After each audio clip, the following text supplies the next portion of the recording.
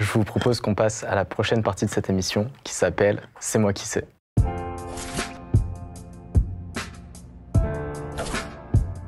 J'aimerais savoir, vous, est-ce que vous vous considérez plus comme des artistes, plus comme des techniciens, vous du corps et vous de vos médiums respectifs? Et est-ce que ça switch parfois? Est-ce que parfois tu te sens créa parce que c'est ton projet, et puis quand tu bosses pour quelqu'un d'autre, est-ce que tu te sens plus exécutant? Comment vous vous situez par rapport à ce statut?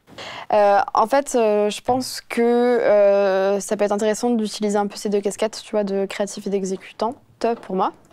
Et en l'occurrence, moi j'ai l'impression de parfois faire les deux. C'est-à-dire que quand je travaille, quand je fais des résidences avec des chorégraphes ou que même juste pour des potes ou des gens qui ont des projets qui sont différents et pas forcément des créations, des répertoires et tout, mais des projets où je réponds à une demande, même si c'est en collaboration, mais en tout cas où c'est pas moi qui suis ouais, voilà, c'est ça.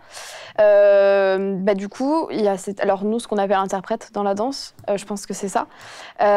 Où là, du coup, l'idée, c'est quand même... alors, tu as plus ou moins de marge de manœuvre en fonction de ce pourquoi tu fais les choses, avec qui tu les fais. Mais généralement, soit tu trouves un peu un compromis entre ce que la personne attend et ce que toi, tu proposes, soit tu es plus ou moins juste marionnette un peu, même si en réalité...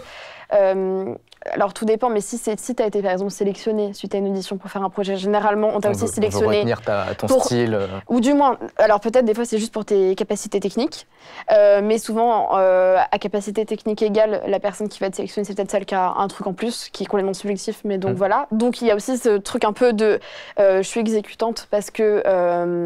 je suis danseuse et interprète pour toi, mais en même temps, peut-être tu m'as choisi aussi pour ce que je dégage, et du coup, comment est-ce qu'on peut... Alors, ça se passe pas toujours... aussi bien équilibré. Je pense que ça dépend aussi vraiment, mais généralement, quand tu sais aussi pourquoi, quand tu réponds à des projets, tu sais généralement... Alors, tu peux avoir des surprises, bonnes et mauvaises, mais je pense que tu sais un peu dans quelle mesure tu vas avoir des marges de manœuvre. Et puis, moi, quand je fais mes projets toute seule, que ça soit... pour être montrée ou juste pour moi, voilà. Où là, moi, j'ai l'impression d'être créatrice. Mais des fois, ça peut juste se sentir être créatrice dans un cours où là, on a 20 minutes d'atelier d'impro et on te demande de faire ton truc. Alors, tu réponds à une consigne, mais tu réponds à la consigne de la façon dont tu le souhaites. Ouais. Ou alors, juste sans que personne m'ait rien demandé, moi, je fais mes projets, que ça soit en réflexion autour de la danse ou que ça soit vraiment de la danse en tant que telle, voilà. Donc, il y a les deux, mais je pense que les deux sont intéressants et sont formateurs, vraiment. Et après, il y a des gens qui trouvent plus ou moins leur compte dans une des deux casquettes, surtout que dans la danse, il n'y a pas du tout que ces deux casquettes-là. Il y a aussi pédagogue, chorégraphe, il y a plein d'autres casquettes qu'on peut avoir. Mais c'est vrai que... ouais, c'est souvent quand même, j'ai l'impression, un interprète, c'est quand même l'un des trucs qu'on... Alors, c'est plus ou moins dit comme ça, parce qu'encore une fois, ça dépend de ce que tu fais, du contrat, etc. Quand il y a contrat. Mais ouais, je pense que c'est intéressant de jongler entre les deux et que de toute façon, la partie créative, on ne peut pas trop y échapper, je pense. C'est clair. Et toi, Hugo, t'es quand même sur un médium un petit peu.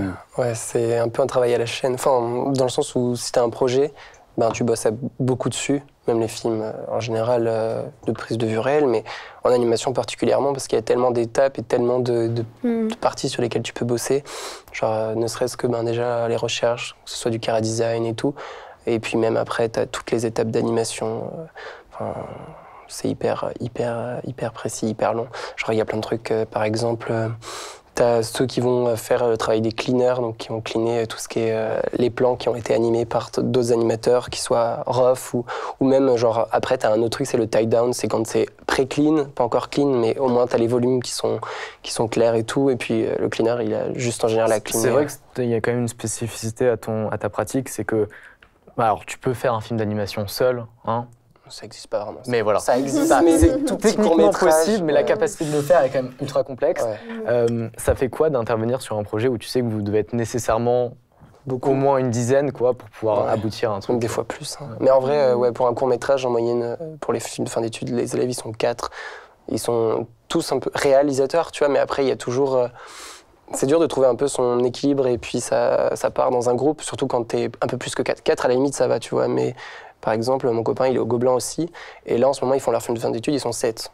Et quand tu es 7 dans une équipe, tu as toute la partie réelle à gérer à 7. Il faut déjà l'histoire, ensuite les couleurs, le style graphique et tout. Puis en général, en promo, tu vois, tu as un peu une sorte d'équilibre et d'homogénéité qui se crée, parce que tu es inspiré par les gens que tu vois tous les jours.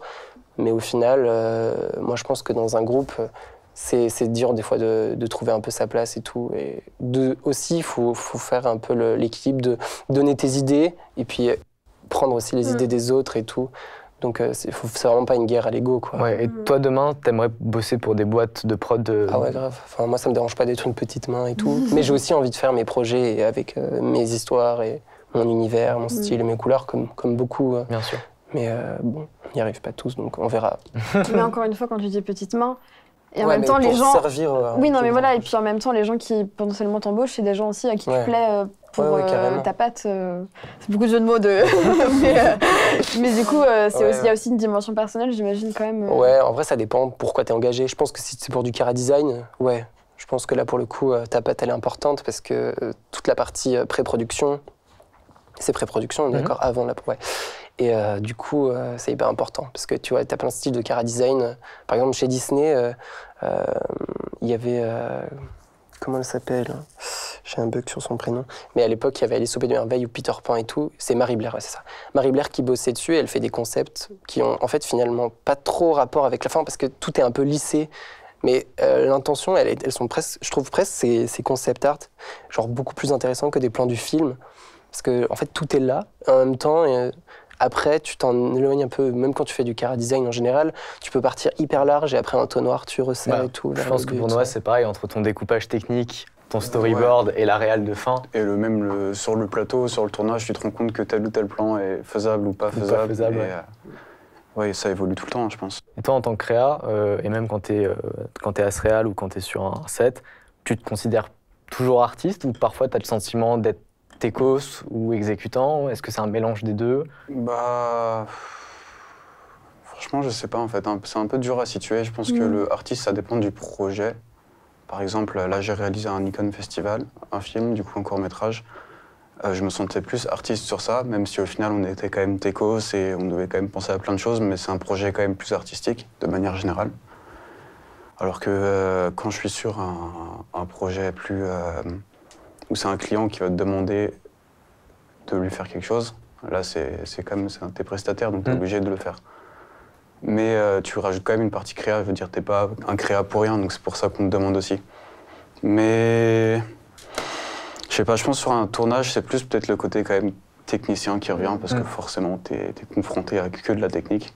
Après, on réalise, enfin là, je suis en train de prendre conscience que chercher à dissocier les deux, c'est pas forcément non plus pertinent, parce qu'en soi, les très bons créas, c'est souvent des gens qui ont une très bonne technique avant, même si ça se voit pas. Quand tu vois quelqu'un, tu te dis waouh, ça te semble facile, mais justement, ce qui te semble simple souvent, c'est que derrière, il y a eu énormément de travail sur la technique qui n'est pas forcément visible au moment de ta prestation. Je pense qu'en danse, tu dois aussi avoir beaucoup ça, où quand on te regarde, ça semble spontané, naturel, t'as le smile, alors que derrière, je pense que t'as sué pour pouvoir... c'est ça, et en fait, le côté exécutant, moi, je le ressens beaucoup quand on fait des exercices. Okay. Tu vois vraiment des exercices hyper techniques où pendant peut-être, je sais pas, 15-20 minutes, tu vas te buter sur un exo pour qu'il soit vraiment carré et que tu maîtrises. Et en fait, tant que tu maîtrises pas, bah, tu n'arrives pas trop à t'éclater dans le mouvement. En fait, enfin, j'ai l'impression, en tout cas, pour moi, c'est le cas, c'est que le côté exécutant, c'est vraiment ça. C'est quand tu bosses ton exo jusqu'à ce que ça rentre dans ton corps et qu'après, ça devienne spontané et qu'en fait, tu le sors. Après, quand tu improvises, en fait, finalement, tu arrives à sortir des choses que tu ne savais pas faire il y a un an et c'est hyper gratifiant quand tu vois ça parce qu'en fait, du coup, un truc qui était à la base un exercice, le côté exécutant, en fait, tu arrives à le transposer dans ta pratique naturelle et du coup, en fait, après, ça devient un outil de création. Je suis grave d'accord avec ça. Je vois les choses aussi comme ça. C'est très pertinent. Je veux la même chose. On est tous d'accord. Mais je vois le délire. Alors, Mais je nuancerais quand même. Vas-y. Je suis grave d'accord sur le fait que ça ajoute des cordes à notre arc pour après pouvoir s'éclater là-dedans. Et en même temps, je pense quand même que c'est possible d'être quelqu'un qui soit créatif ou créative. Sans technique.